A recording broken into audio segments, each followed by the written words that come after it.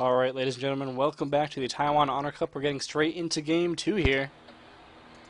This is a best of 5, so there will be more games to come, at least one more, but, I mean, that last game was pretty awesome. Revival taking hold of his opponent, saying, I'm the better volleyball player between us. Yes, indeed, and here he is, spawning in the northwestern corner as the Red Zerg. He's up 1-0, been showing us fantastic play all tournament.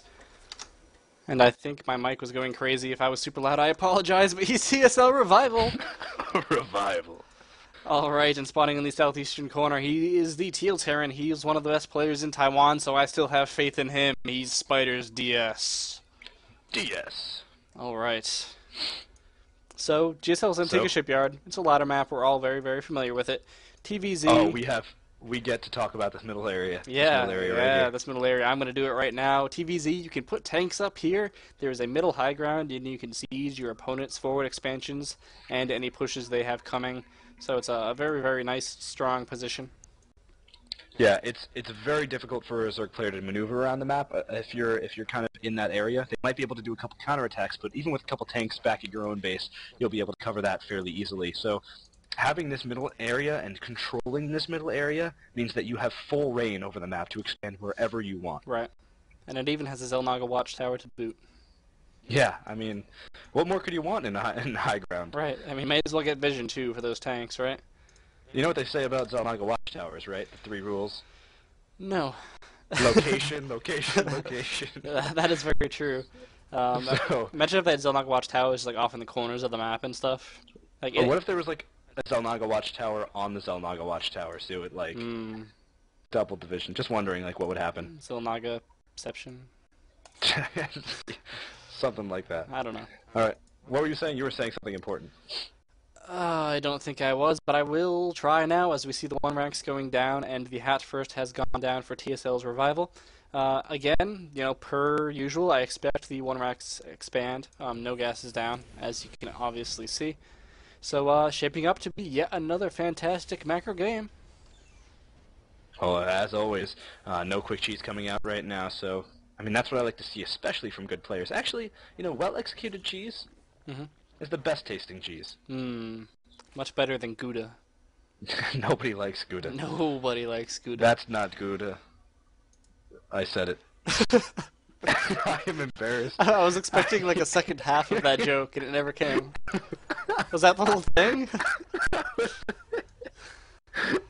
Why do I talk? Oh man. Why do I think that I am capable of talking to a large group of people? Fast third goes down before the pool is even finished. TSLRevival really wants to make this into a crazy macro game. Fantastic. I can't wait to see it. Yeah, this will be actually really, really awesome. We do see that DS throwing down his own natural. So we've talked about it before, but this third is super easy to take, even for Terran players. The problem, though, comes with the fourth, but that is kind of alleviated with the fact that he can take the area of this high ground. So if he can do that, then he can take that forward expansion, but it's going to rely on him being able to control that central area, and I'm not sure Revival's going to let that happen. And SpiderDS is doing a little bit of a bunker pressure on this third base. I like it. I don't think it's going to accomplish much, as the Marines are nowhere near there. But and he has a factory on the way, so he's probably going to be getting a reactor sometime soon. Oh, still making Marines. Yeah, then again, I mean, TSLRevival, he must know it's there. He must have vision of it. Oh, he doesn't. It's not close enough. I thought it was. So this could do some damage, as the Lings aren't responding. The Lings are going to be in his opponent's natural. And SpiderDS going to be able to get range on this base with these Marines that are now arriving. Would actually be surprisingly funny. I mean, I want to know if he actually knew that that was out of vision, or if he was just trying to bait a reaction out of his opponent. I mean, I have a feeling he knew. He probably knows the vision range a little bit better than me. But it is pretty close. And obviously he knows now as the hatchery is being shot. And no Lings in production, and he doesn't have too many available, so he's not going to be able to break this immediately, and this third base could actually go down, which would be huge. He does have a Roach Warren on the way, but I don't know if that's gonna, I don't know if that's gonna be up in time to deal with this. Not only does the Roach Warren have to finish, but the Roaches have to come out. And well, there's no more Marines on the way, so I don't know. I think this hatch might stay up. It's hard to tell at this point. But there are a couple Lings pestering forward in front of DS's base in the meanwhile, just trying to do any damage that they can. The orbital has completed, and here we go. I mean, SpiderDS even bringing up a second SCV to repair here. Oh, and the SCVs are repairing each other. Yeah, a little That's auto cute. repair there, I imagine. Little hugs. All right, so 5 roaches on the way, and these roaches will hatch from here. Yep. Will they be able to kill those? If those lings can get in and take out those SCVs, here comes the roach. Is going to be able to try to break this. SCVs go down almost instantly now. If he can, is he going to focus down that hatch? He's not focusing down the hatch at all. He's going to go after those Hellions on the roaches. way, however. Yeah, and those will provide a little bit of support, especially at this angle. But oh, one roach. That second roach does go down, and the third one is in the orange, fourth on the way. But it looks like this bunker is still up and going right now. Here we go. With this next roach, he might be in a better position to try to take this out. With this next roach, no wait, the next roach, no wait. The bunker is now going to fall. There it goes down. There's still 3 Marines here, but they are no match for a few roaches. And this hatch, amazingly, will stay alive. Good hold from Revival. I liked it. But now the problem is you have a hatch sitting here at 170 minerals. Say maybe at the 10-minute mark after he gets, maybe this cloaked banshee that's up, and he can just go finish that off. So, I mean, in situations like this where I almost question, would I rather have had the hatch died and rebuilt it now, or would I rather have it die in a few minutes? I mean, luckily it gives him larva right now, and I think that's what he's hoping for. I mean, for sure. I don't mean to say that, I want my hatch to die. No, I understand. No, I wasn't trying to call you wrong, but in this mineral line, they're going to be attacking those SCVs. These Hellions should die. Mm-hmm. I don't mean that in a way where, like, these Hellions deserve to die. It's a complicated situation. Like, do you use transfuses on the hatch? Do you let it sit there at such a low HP? It's a vulnerability, and it's something that you need to deal with.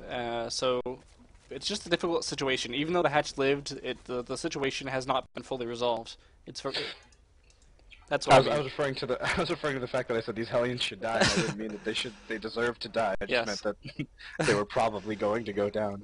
Well, we see Banshee moves on in. Third base going down for SpiderDS. So, let's look at the worker count as well. We have 33 SCVs, 48 drones. So, TSLRevival, despite that early pressure, he is in the economic lead right now. And this Banshee probably not going to be able to do too much about it. I mean, what's amazing is that so much was invested in that bunker rush, and now so much is being invested in cloaked banshees, and he's doing that much damage to pay for it. To try to even the odds. So I don't know if I like all these like little fancy little cute tech switches here and there. It'd almost be better if he just transitioned into something standard, into just like Marine tank after that, instead of going for these cloaked banshees. Right. I mean, he really needs to.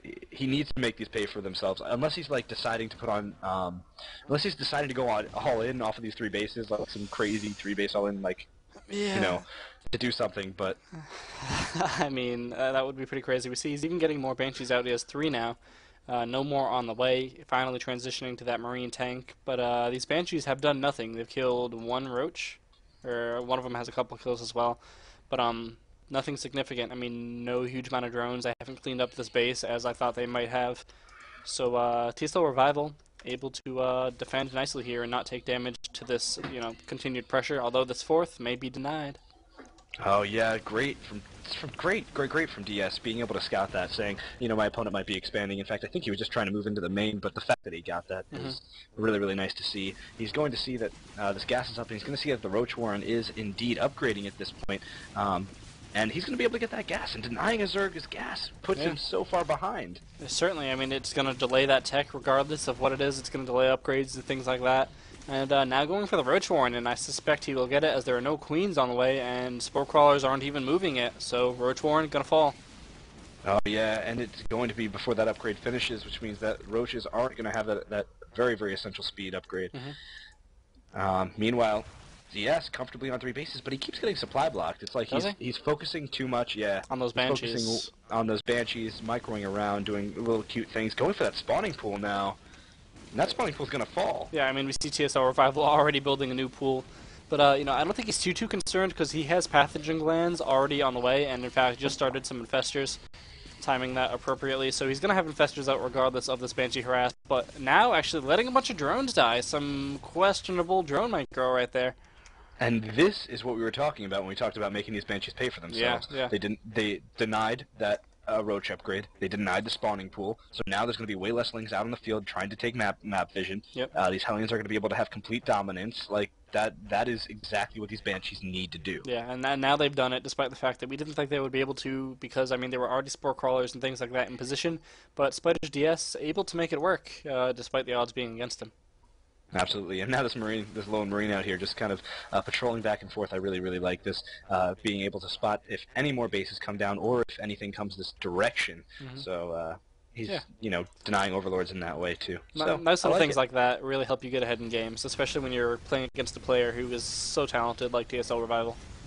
Yeah, and I think Revival, not even making any more drones at this point, about to put on some serious aggression. He's got 22 Lings on the way, two more Infestors, and he's just starting Hive Tech, so taking that map control, making his opponent be a little bit afraid, trying to make as many army units as possible and saying, I'm going to tech up behind this.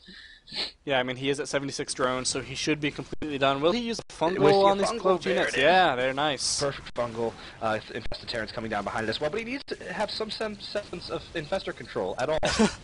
Yeah, it loses a couple Infestors for those Banshees there, so not as good as the trade could have been.